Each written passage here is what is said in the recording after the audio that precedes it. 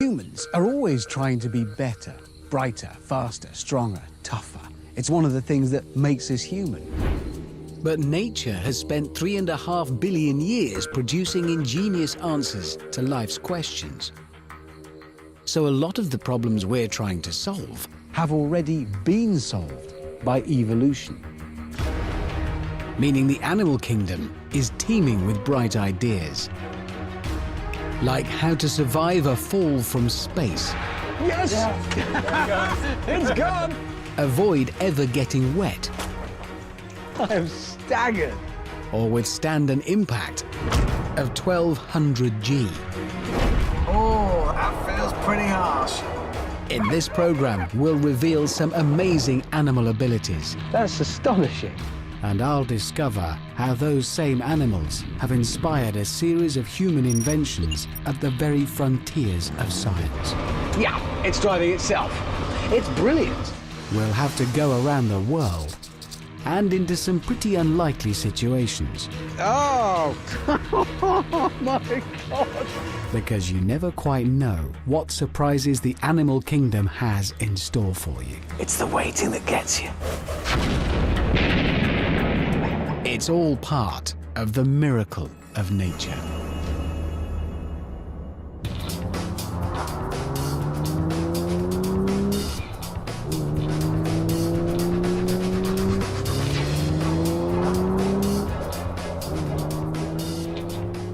If you're going to look to nature for inspiration, and we have ever since cavemen first wore fur and used bone tools as substitute teeth and claws, then you're always going to come up against one big, ultimate dream that happens in the natural world.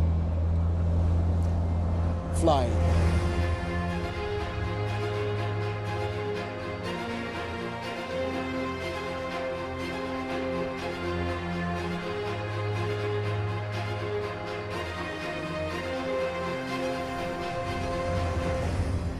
In 1485, Leonardo da Vinci designed a flying machine by studying birds. It's the obvious thing to do, to look to the skies for inspiration and to admire creatures like these grey-lag geese who do so gracefully what we can't.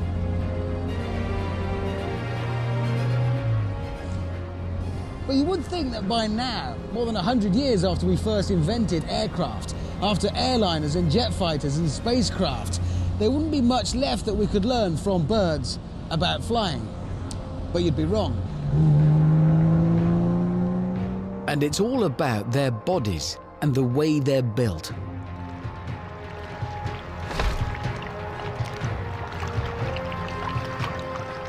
In general, the bigger the bird, the bigger the wings it needs to get it up into the air. It all makes perfect sense. Until you get to this guy, whose big body and relatively small wings make him look about as capable of graceful flight as I am. But this bird's unique characteristics have helped inspire a revolutionary new form of human transport that might just transform the way we explore our planet.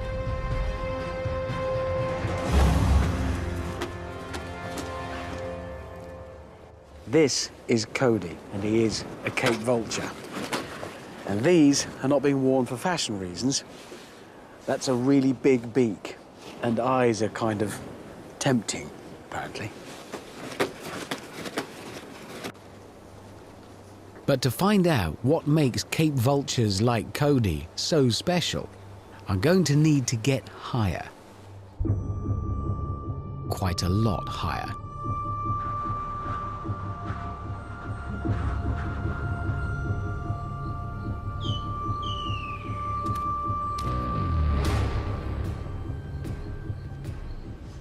It's about 500 meters down there, and shortly I shall be jumping off the edge with nothing but the contents of that man's rucksack between me and certain doom. That's assuming he's brought the right rucksack and we don't jump off the edge with his flask and some sandwiches. Walter Nesser is a vulture expert. Unfortunately for me, he also happens to be an expert paraglider. Oh, now I feel secure. That's it. That's it, yeah.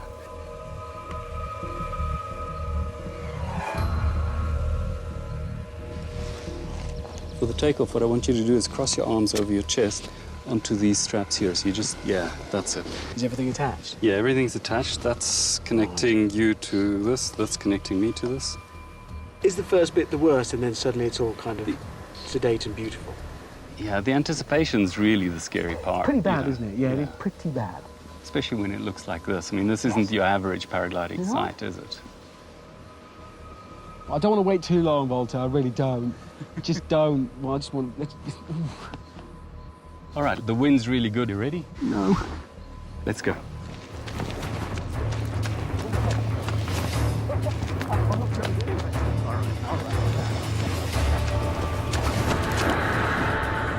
Oh, my God. Whoa. Wow. All right, now you can sit back in the harness. I'm sitting back in the harness.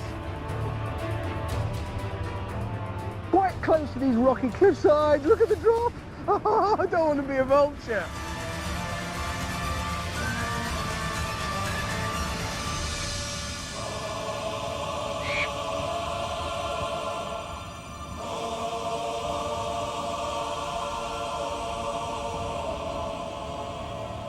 Oh.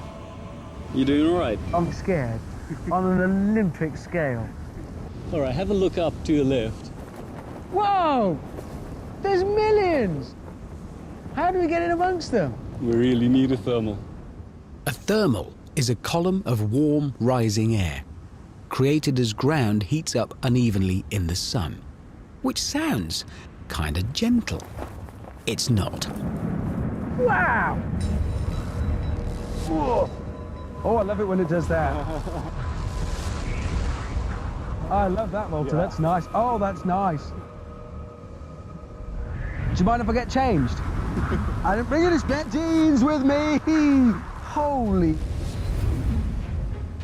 But the rewards are worth it. Look at them now. They've come to join us. And we're circling with them. It's astonishing. We're in the same thermal that they are. Oh, this is incredible.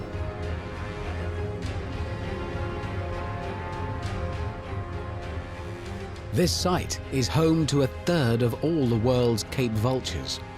And right now it seems like every last one of them is flying alongside me.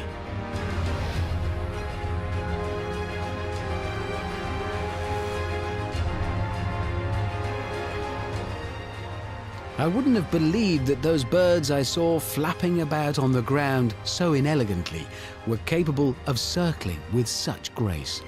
And yet here they are, doing it elegantly, beautifully.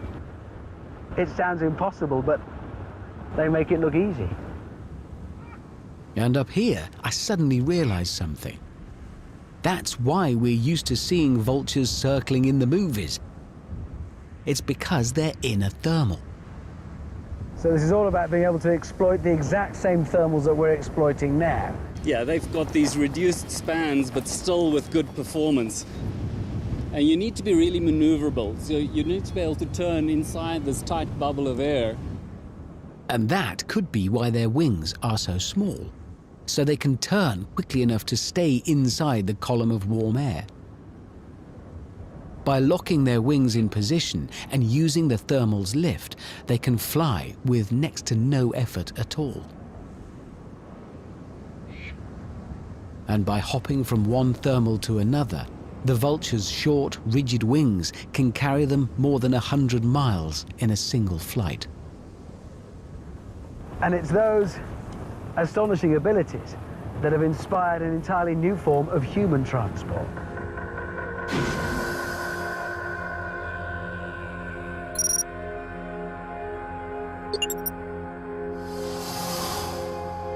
This is the super aviator.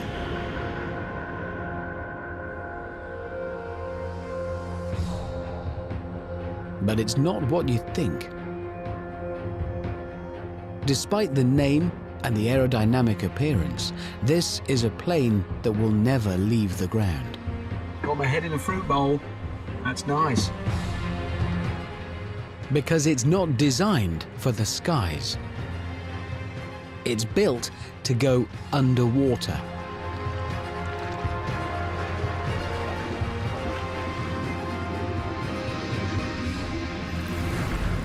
The aviator's owner, John Joe Lewis, has offered to take me for my first flight beneath the waves. Forward thrust. Commencing our dive.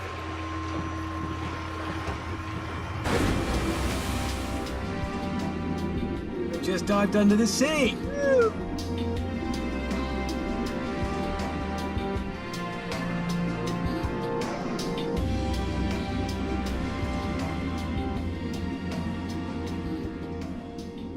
So, Rabbit, I have to call you Rabbit, yeah? We've got handles and everything. Yeah, that's right. We try and pick a two-syllable word, and I've been rabbit for quite a while. Okay, Rabbit. What am I? You're hamster now. Nice. Well, Thanks actually, for you've that. always been hamster, haven't you? Yeah, okay, hamster. That's familiar. All right, so we are now, let me get this right, flying, even though we're underwater. Exactly right. And literally, our wings are on upside down. It's as simple as that. That's right. Rather than keeping us up like an airplane, it keeps us down like a flying submarine. And down is where we're going. Down to the bottom of the Pacific Ocean. You put us in a descent, down into a valley. Which is a little bit nerve-wracking. I've just had a drip of water on my left arm, Rabbit. Should I be worried? No, that's just condensation. I knew that. I've got a special towel here, my Submariner's anti-condensation towel, because every time it drips on my left arm, I have an urge to scream. Luckily, I soon get sidetracked. Oh, look, there's a big ray off to our rear right. You're kidding. No, it's beautiful. Wow. But we're not here to chase wildlife. Because Rabbit is taking me down to a shipwreck on an artificial reef. A sort of sunken playground where he can really put the aviator through its paces. And there we go.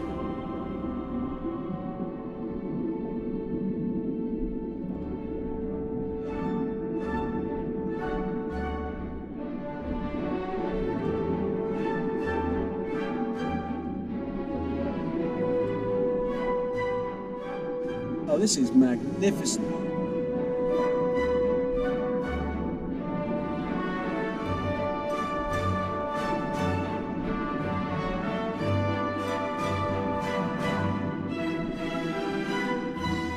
Impressive, but it's still not obvious what this submarine has to do with a vulture.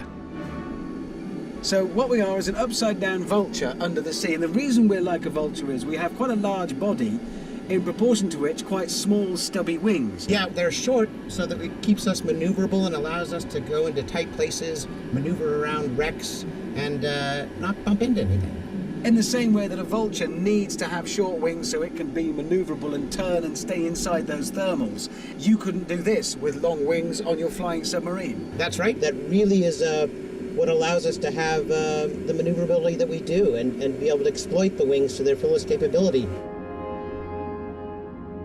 We've swapped the lift of a thermal for the buoyancy of water. It's a mirror image of what happens in the air. Like the vulture, the aviator needs quite a lot of energy to get it away from the surface. But once it's down there, that vulture technology enables it to simply glide.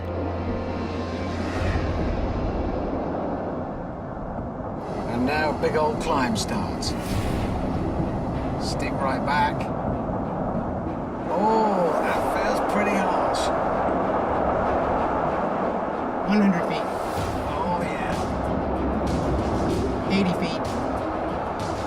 that's a pretty extreme feeling maneuver. I can see the top, the surface of the sea getting closer and closer. It's like 50 feet, driving at a wall. 20 feet. And we're about to approach. And there is the surface. That's, oh, It feels pretty good. A submarine based on the way a vulture flies. Not the most obvious of links, I'll grant you, but inspirations from the natural world are often unexpected. Sometimes it's just like a light bulb going on.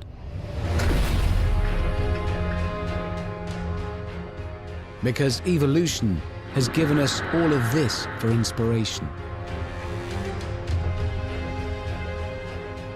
10,000 species of bird, close to 30,000 species of fish, 8,000 species of reptile, over 1 million species of insect, and at least 4,500 species of mammal. Bodies of all shapes and sizes.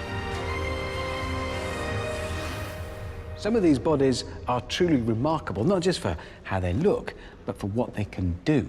Bodies that could help us humans accomplish things that previously were just plain impossible.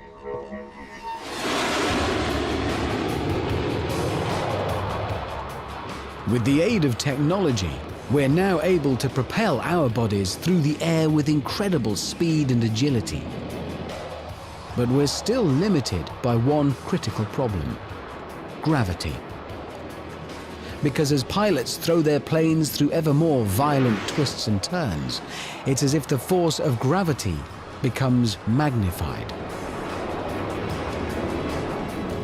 Magnified to such an extent that it pulls all the blood away from their head and they lose consciousness.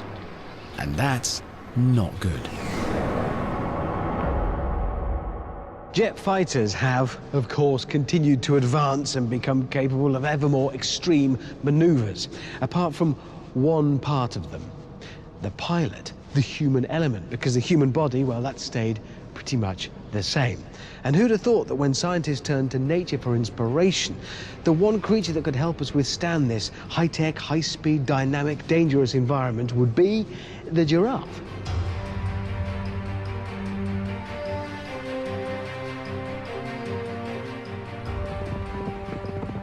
The giraffe has to be one of the most recognizable animals on Earth.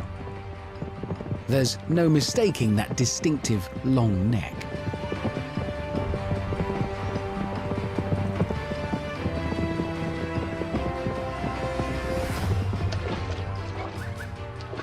But giraffes hold a secret that might just be the key to the pilot's life or death problem.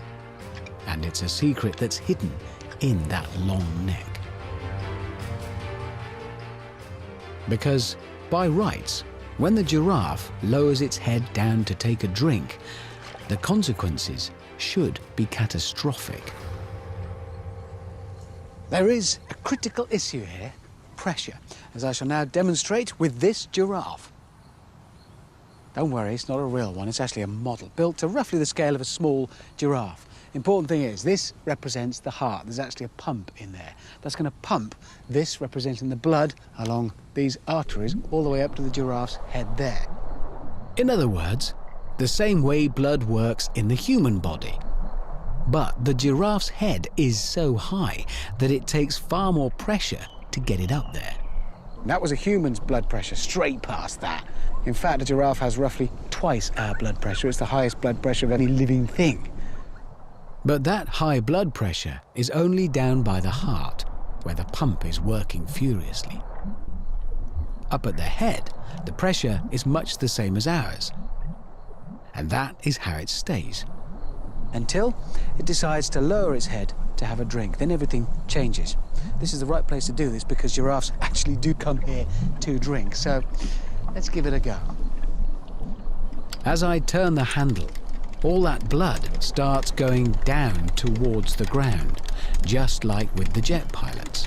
And straight away, watching my meter, I can see the blood pressure is rising back up again quite quickly. And now it's rising more because now the head's getting lower than the heart. And suddenly everything's changed. It's not pumping it all the way up there anymore. Gravity is helping and it's flooding down to the head. That blood pressure is going way past what it should be, and now it's into the danger zone for our giraffe, and things are looking bad, very bad.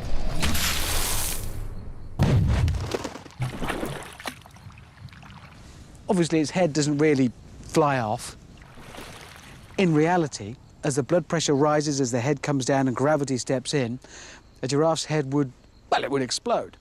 But they don't explode every time they come to drink, otherwise this place would be littered with bits of him. So, what's happening?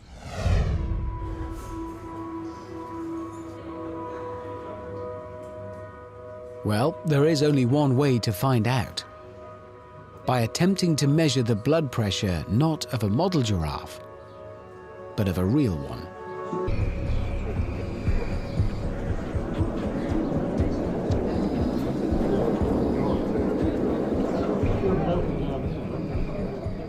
This team of vets and surgeons from a Danish university are already doing just that.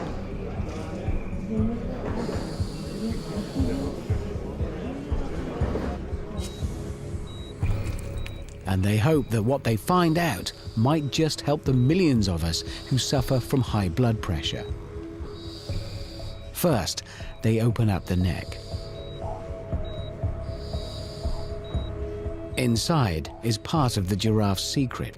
Its arteries actually contract to cope, and valves in the neck stop the blood being dragged down by gravity. To assess just how effective this system is, the Danish team are aiming to measure the giraffe's blood flow just the same way I did on my model, by putting pressure sensors at both the head and the heart.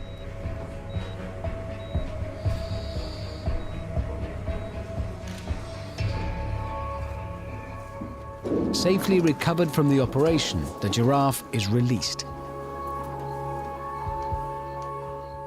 Undamaged, but now Wi-Fi enabled. This is the first time a giraffe has ever had its blood pressure monitored in this way. But what will happen to the readings when the giraffe bends down to drink?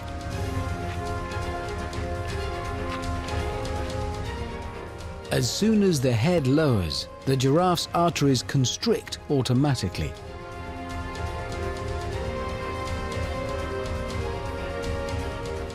And though the pressure continues to rise, the giraffe's blood doesn't suddenly rush to the head, but stays where it's needed, leaving the patient completely unharmed. Which takes us back to jets.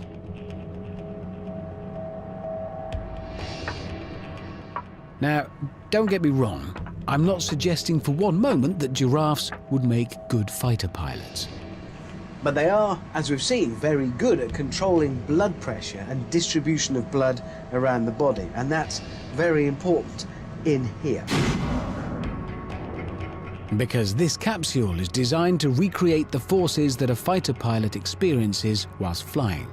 And those forces are immense. The faster they accelerate, brake or turn, the greater the effect of G-force on the body. At 2G, you feel you weigh twice as much as normal, and breathing is twice as hard. At 3G, the effects are tripled, and blood starts to struggle to get to your brain. Go further, and you lose your peripheral vision. Then all sense of color. Finally, around 4 or 5G, your vision disappears entirely, and you lose consciousness. Today, in here, using technology that mirrors very closely what happens in a giraffe's neck, we're hoping to see 9G. 5 seconds of that is enough to go through all of those stages to unconsciousness. And I'm not doing it.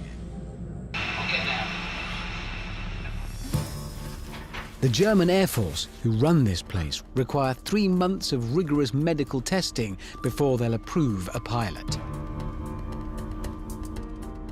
And this man, Ralph, is the lucky winner.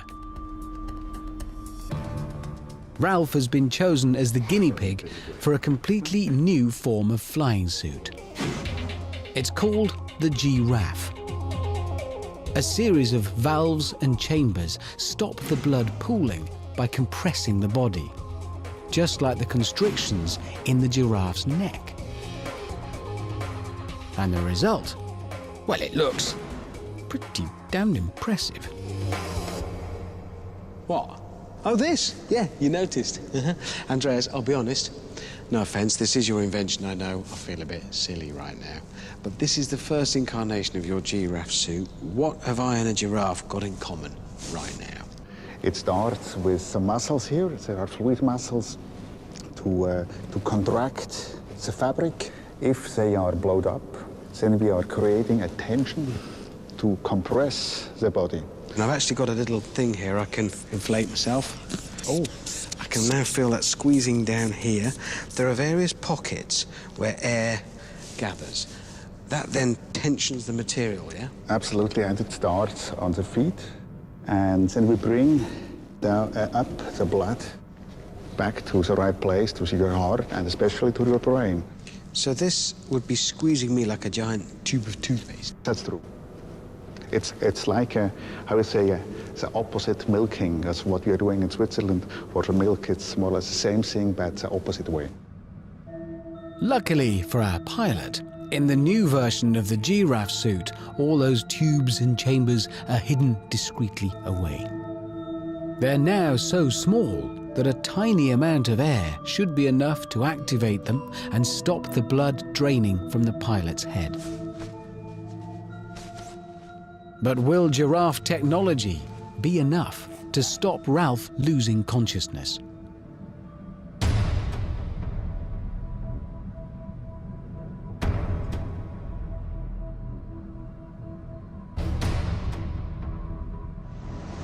This is the world's largest and most powerful centrifuge. That arm is capable of spinning that capsule around this cavernous room 37 times in a minute, which works out roughly that the capsule itself is traveling at the best part of 90 miles an hour that way. But it's not that speed that's important. It's what that speed generates in this direction, G-force. And that G-force will pull the pilot's blood downwards, just as gravity did to the giraffe.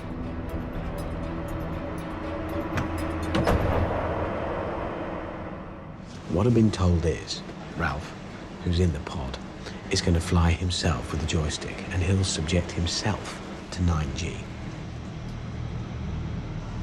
Ralph has monitors taped all over him. So just like with the South African giraffe, they can monitor the blood pressure at both his heart and his head. Are you ready? Yes, I am. We'll be fine. I'm glad he's confident, because he is launching himself into unknown territory. 3, 2, 1, go.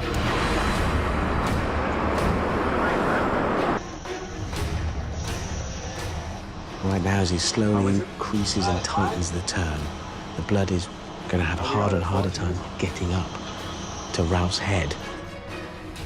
And from here on in, it's only going to get worse. Now I'm going up to 4 Gs. A little bit more to 5 Gs. 6. Now we have 7, 8 Gs.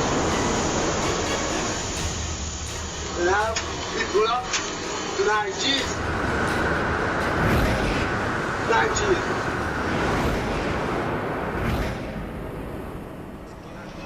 Just did none whilst chatting. But the test isn't over. With Ralph still at 9G, Andreas takes the controls and decides to push it just that little bit further.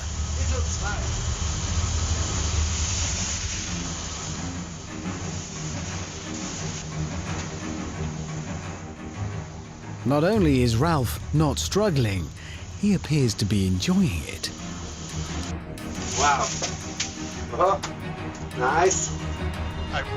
So much so that he has a little surprise for us. So now we will test if you can raise your attitude hard enough. His face might be ending up stretched over his knees, but he's managing to do a Rubik's Cube at 9G. I can't do those at 1G. Thank you.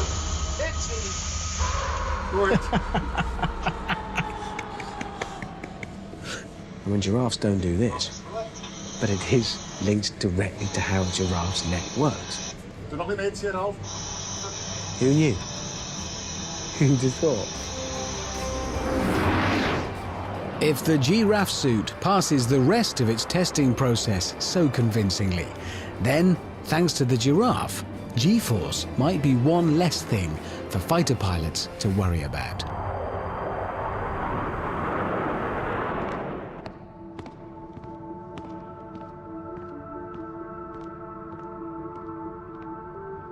It goes without saying that for a species to survive, it needs to be able to protect itself. Turtles do it by retracting into a shell. Bighorn sheep do it by having specially reinforced skulls. Because when they fight, it's more like a car crash. Which is appropriate, because the only time a human being is likely to encounter that sort of impact is if they're unlucky enough to be in a crash. For anyone who rides a bike or races a car, their best hope of protection is a helmet. I should know. I owe my life to that one, right there.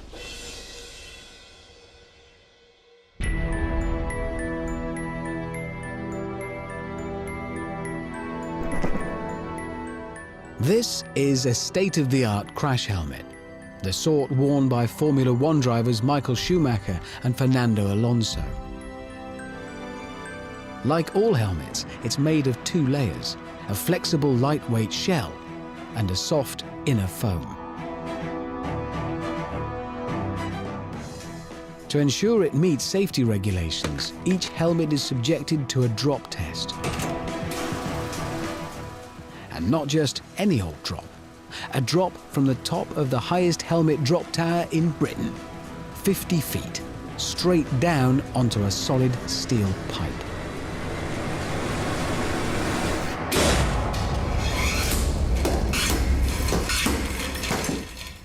It's like hitting a lamppost at 60 miles an hour.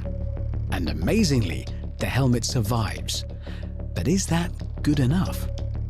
Somewhere in the natural world, there might just be a better solution.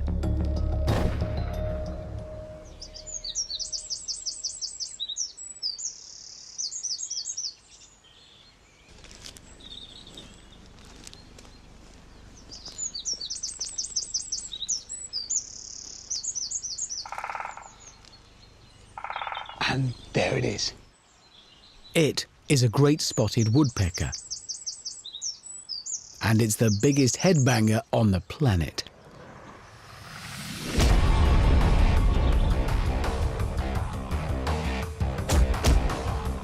It drills a hole up to 4 inches deep through solid wood to get at the larvae of wood-boring beetles, which puts its head and its brain through an astonishing pounding.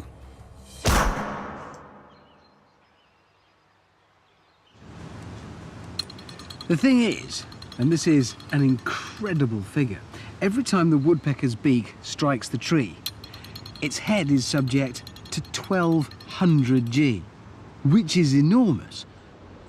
In a crash, a human could only survive a fraction of that, even with a helmet. So how come it's able to do this without its brain turning to mush?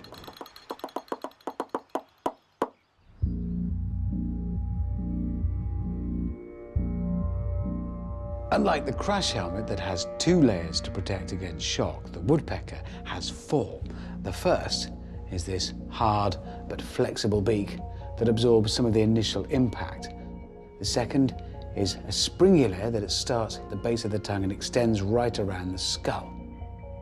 Then the skull itself provides a second rigid layer, and then finally, this filling of spongy bone between the skull and the brain. These 4 elements combined allow the woodpecker to withstand impacts that would more than likely leave us dead. So how can we adapt the woodpecker's astonishing ability?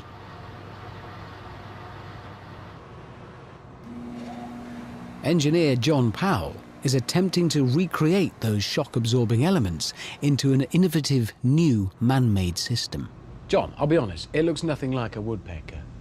Well, it doesn't look like a woodpecker, but we've replicated the entire woodpecker brain support system in our little cylinder here. Okay. So essentially then, we've got this outer carbon fibre layer, that's the beak, that'll flex when it's impacted, hopefully not transferring loads through this isolating layer of base cardboard. Matting, yes, yeah. exactly. And that hopefully is keeping anything away from being transferred into this inner layer. This is our woodpecker skull. This is fiberglass, so again, another fibrous material like bone, but it's more rigid. So any impacts that come into the side aren't transferred to the center. It's like the woodpecker brain case, where they have the outer shell that doesn't allow anything to transfer to the inside. So if anything reaches that, this doesn't flex, this is a bit more rigid. Right, that's the barrier. And what's after that? We use the beads replicating that inner bone that the woodpecker has. The sort of spongy bones. Yes. So where do these come from? These actually come from airport pillows. You know those pillows, the U-shaped ones you put around your neck? Yeah. That's what's in them. So now, all we need to do is organise some sort of drop test.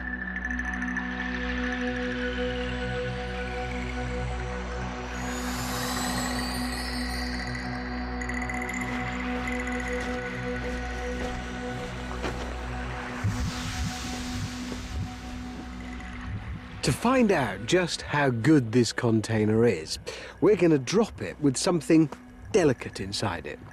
Something like this. No, not this. This. A bulb. Now that is delicate. We've got glass, thin glass, and the filament inside. I can't get these things home from the store without breaking them. I wouldn't expect this to survive a fall from a kitchen work surface, but today we are going to drop it from space.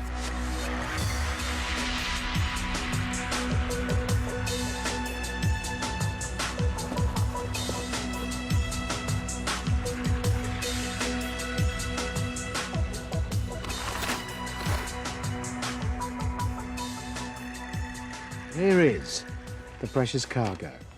John, I'm suddenly it's not a specially prepared bulb or anything. No, this is a regular light bulb we went and bought from the hardware store. It's just off the shelf. Yes, and hopefully not break, I've but delivered we'll it to know. you safely. We've got that Okay, on I'm record. just going to wrap it in a little piece of Excelsior here. Right. And it goes in this little home there. John, all this other stuff that you've put in with it, like the GPS stuff and the sat unit, and isn't that going to be the equivalent of putting our light bulb in a tumble dryer full of bricks? Yes, Right. which makes it even more challenging. Yes. The real trick is to get everything not to move. Everything takes a lot of shock if it can't move. Then it can't come over toward the light bulb. How confident are you at this stage? I'm completely confident that the bulb is going to survive. Okay. The extra added bit, the glory that we're shooting for, is will the filament in the bulb? I believe it will. The filament is the most delicate part. It's just a small, thin wire. They can break in your shopping bag. And often do. Oh, yeah. Hopeful. That's a good word for this mission. Ambitious and hopeful. John isn't just in charge of our canister. He runs this whole space mission, and he wants to see if woodpecker technology can help him protect the vital components he attaches to his command modules. But we can't blame him for this whole crazy light bulb thing. That was our idea. Okay, so here's how it's going to work. Still can't quite believe I'm saying this. Our canister containing the light bulb will be suspended underneath the module. That in turn will be suspended underneath that weather balloon, which is filled with helium, which is lighter than air, so that'll take the whole lot up and up and up, right beyond the edge of the Earth's atmosphere and, well, into space.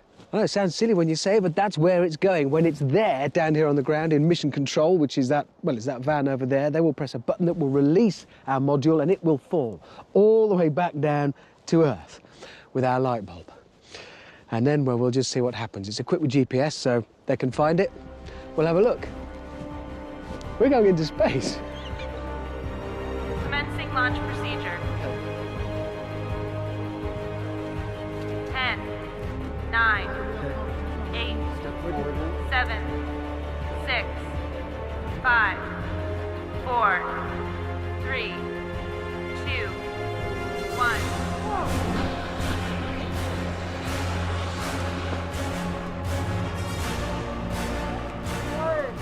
It's up, it's going that way, and it's climbing.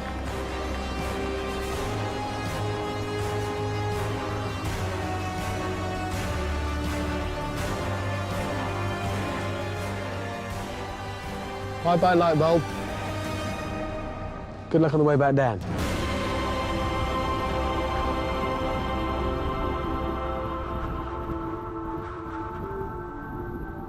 The balloon carrying our woodpecker canister rises astonishingly quickly, around 1,000 feet a minute, and it's already out of sight from the ground.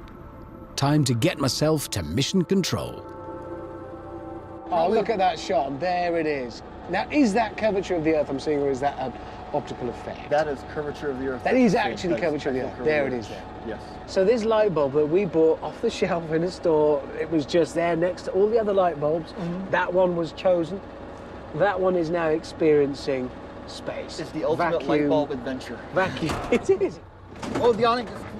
I think our easy up just blew away. Down, upside down. Is anybody going to say, Houston, we have a problem at any point? Everybody okay out there? I'm not sure my nerves could stand it. This is the most tense thing I've ever been involved in. We're in the middle of a space mission here and we've got problems. I mean, you all know where that goes. Everybody okay out there?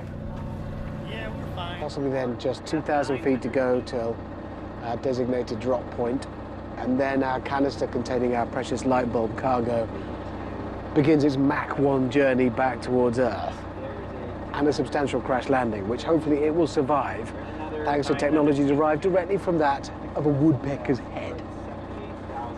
If you just joined us, that's what's happening. If this works, we'll see the cylinder break away and begin its... You just say go and I'll try it. There it is. Go. Yes! There it goes. It's gone! Within seconds, the canister is going fast enough to break the sound barrier, if there was any sound in space, that is. Yet even at 700-odd miles an hour, the descent is going to take a remarkable 15 minutes. Now that is what I call a drop test. With the canister now out of sight, the team remotely detonate the weather balloon. A parachute launches automatically, floating the transmitters and cameras safely back down to Earth. The canister isn't so lucky. As it hits the atmosphere, the onboard camera is forced back in its housing.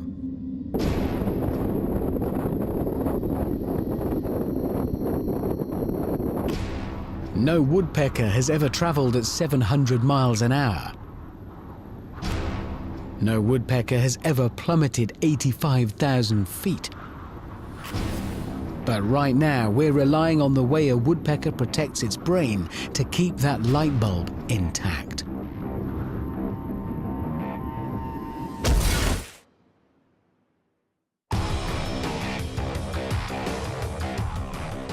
With the canister down, we head out as quickly as we can to retrieve it. Unfortunately, those same winds that blew our awning over have taken the canister way off course.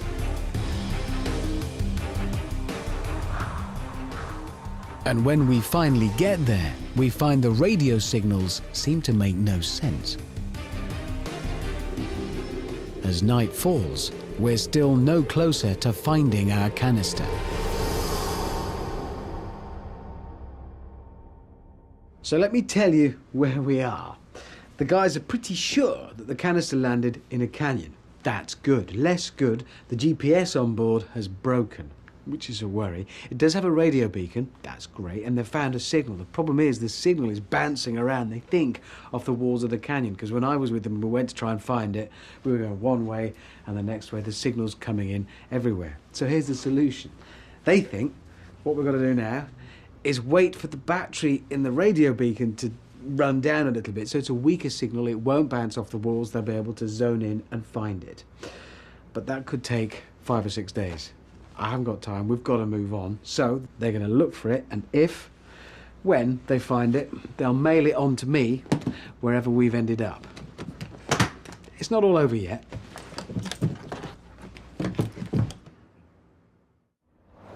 Now, you might be thinking, it's all very well you talking about submarines and jet fighters and space, but what has any of that got to do with me?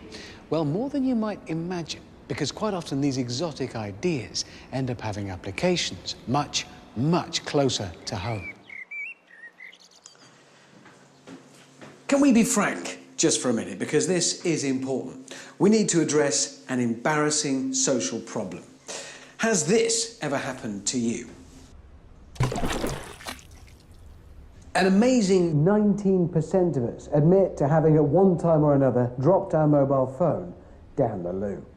Actually, it's worse than that, because only 40% of us overall admit to taking our phone in with us in the first place. So if 19% drop it down, that's half of everybody who takes their phone into the loo drops it down there. And I'm afraid to say it seems to be predominantly women. Must be the whole, sitting down. Think, whatever. Anyway, ultimately, it leads, well, to this.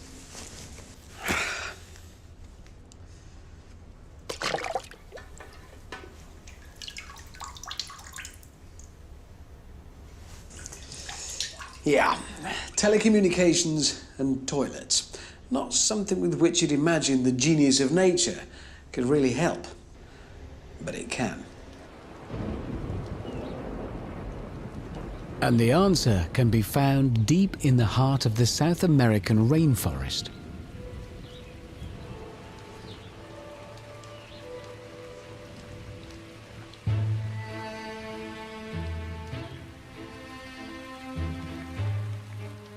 This morpho butterfly is a master of repelling water, and with good cause.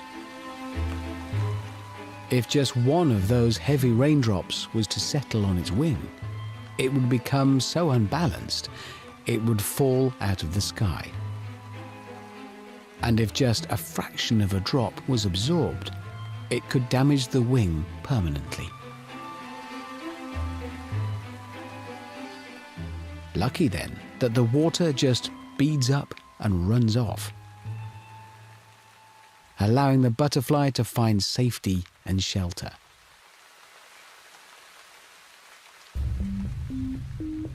Despite the shiny appearance of the wing, this is not some sort of rubberized coating.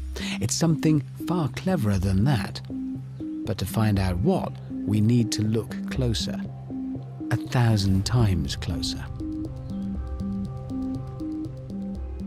Because although the wing looks totally smooth, it's actually covered in millions of tiny waffle-shaped ridges.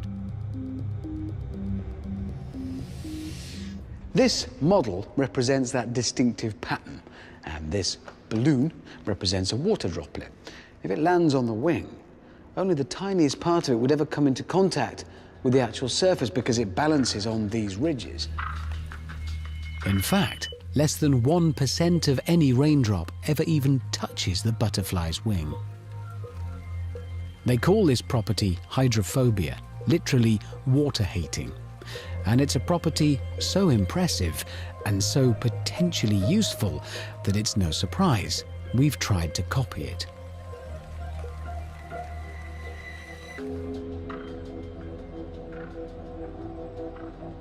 This laboratory in Oxfordshire thinks it succeeded. They've worked out a way to spray an artificial hydrophobic coating onto, well, just about everything. And if you don't believe me, just watch. We've put together a machine to explore this hydrophobic quality, and all it needs to get it started is a couple of drops of water. We've created this machine out of things we thought might benefit from being hydrophobic. A newspaper that never gets soggy. An egg carton that never gets sticky.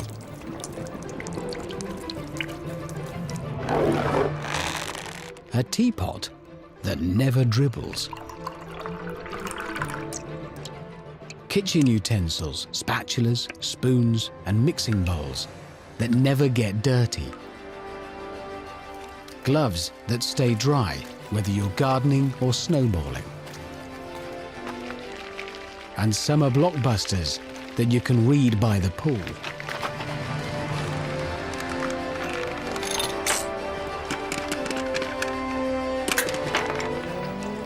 And finally, the pièce de résistance. Hydrophobic clothes. So I've had this made. It's a suit, but it's been hydrophobically coated, which means technically I should be able to spill anything on it. Coffee. Red wine. Mustard. English. Tomato juice. Mango juice. Soy sauce. You see, it all just flies off. It's brilliant. Right. Hope there's nothing else. Because the thing we really want to repel water is our phone. Back to the lab.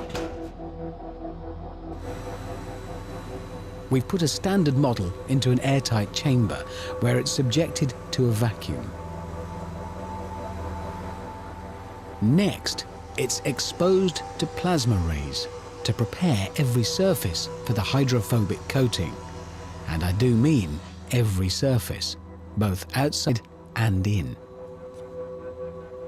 Moving parts, electrical contacts, circuit boards, processors all get covered by a thin layer of textured plastic, 1,000 times thinner than a human hair.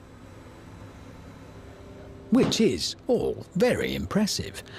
But does it work? Let's start again, shall we? This is my old phone, and it's ruined. I dropped it in the loo. You saw me do it. This is my new phone. It's exactly the same, but it's been treated with a special hydrophobic coating. Not a waterproof cover, remember. Water will still get in. It's just it should then run off every component inside. Should.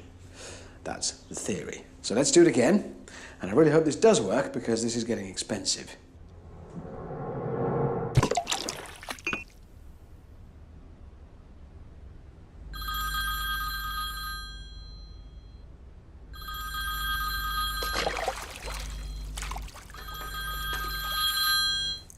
Hello? Yeah, can you get me some antibacterial wipes? Yeah. No, a lot. Just imagine if any electrical device could be waterproof. No more water-damaged phones. No more flood-damaged televisions. And no more coffee-damaged keyboards. And all thanks to the South American rainforest and one small butterfly.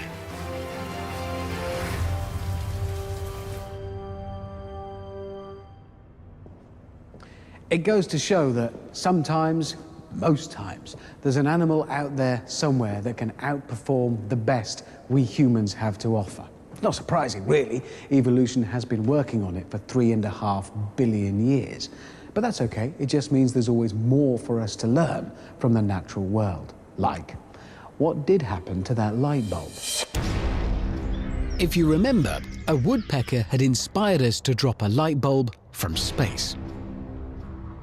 But it had landed, heaven knows where.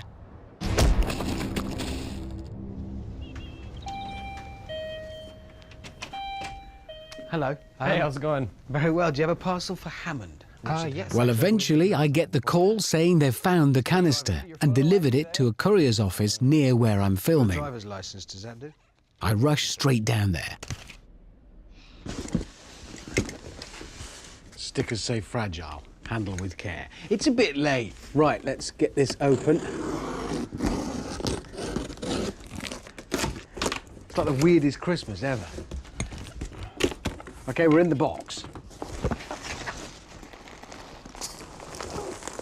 There it is.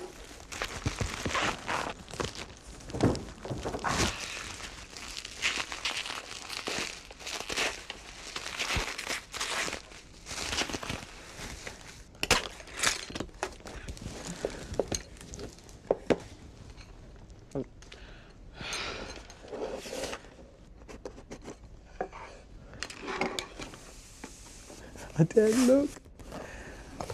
Oh. There's the tray containing the bulb. This suddenly is now the most precious artifact I shall ever handle. There it is.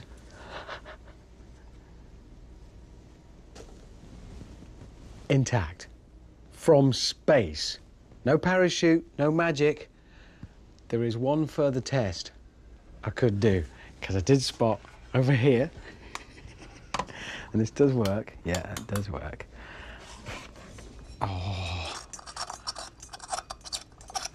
Do you know, it might just be intact. That's not the bulb, that's not been to space. This is our space bulb. If this works, I will be staggered, because when the director suggested using a light bulb, I said no. Oh.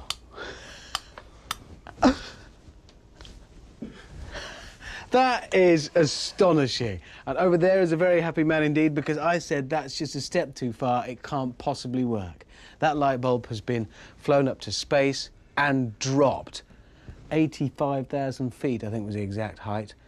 Back down to Earth, it landed on rocks on a mountain. It took days to find it. The only thing protecting it was this whole system, which was homemade and modelled on the way a woodpecker's skull protects its brain when subjected to G pecking trees. This was subjected to G landing without a parachute from space. I am staggered. Come on, it's worth a round of applause. They're so relieved.